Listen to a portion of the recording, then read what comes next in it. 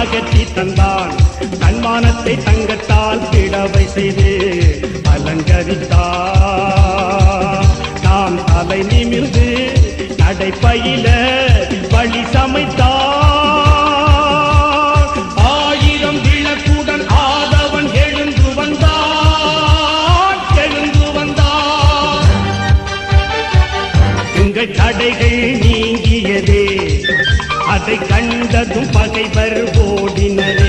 இந்த சிந்தனை தெளிந்ததுவே, அதை கண்டதும் கண்கள் விழித்தனவே. உங்கள் தயக்கம் மறைந்ததுவே, அதன் இடத்தில் ஈரம் பிறந்ததுவே.